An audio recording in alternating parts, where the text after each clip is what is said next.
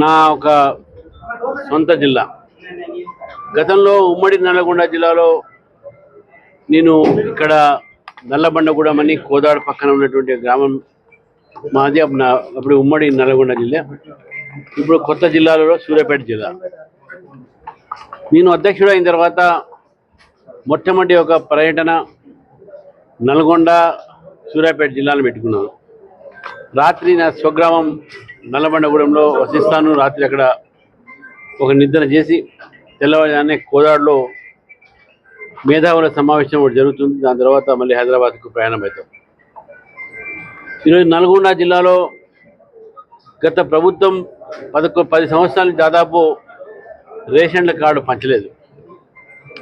Ration card పంచక సంక్షేమ పథకాలు కూడా చాలా తక్కువ మందికి అందినాయి. ఎందుకంటే బీపీఎల్ సంబంధించినటువంటి ఒక వైట్ రేషన్ కార్డు వాళ్ళు చాలా తక్కువ మంది ఉన్నారు. కాబట్టి ఈ ప్రభుత్వము ఏడాది ఉన్న తర్వాత ఇప్పుడు మీరు రేషన్ కార్డు ఇస్తామని చెప్పేసి ముఖ్యమంత్రి గారు లేదా గొప్పగా ఇక్కడ ఏదో పక్క ఊర్లో రేషన్ కార్డు పంచుతా ఉన్నారు.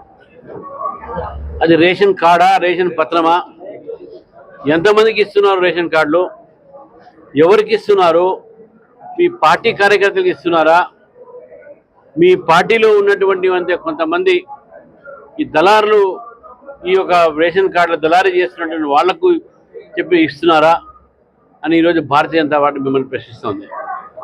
ఎవరికైతే అర్హులు ఉన్నారో, ఎవరైతే ఈ రేషన్ కార్డులకు అర్హులు ఉన్నారో వాళ్ళందరికీ కూడా వెంటనే రేషన్ కార్డులు ఇవ్వాల్సిన అవసరం ఉన్నది.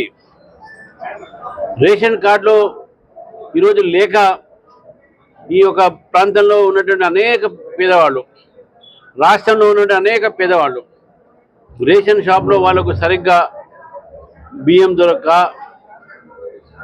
ఆయిల్ దొరక్క, పంచదార దొరక్క చాలా కష్టాలతో ఉన్నటువంటి పరిస్థితి మనం చూసినాం.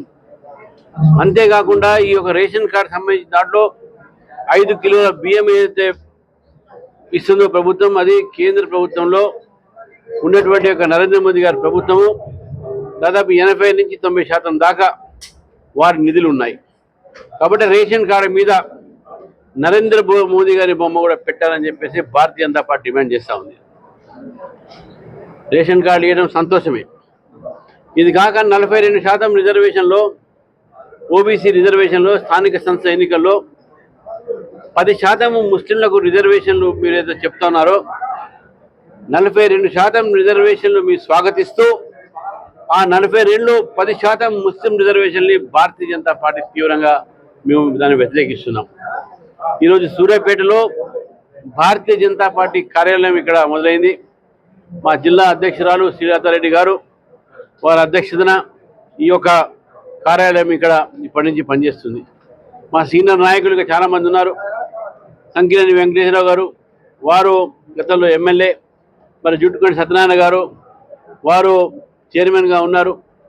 మరి సైదిరెడ్డి గారు, అదేవిధంగా బూర నరసింహరావు గారు, వాళ్ళు ఇక్కడ ఎంపీగా పోటీ చేసి ఘనమైనటువంటి ఓట్లు కూడా వారు సాధించడం జరిగింది.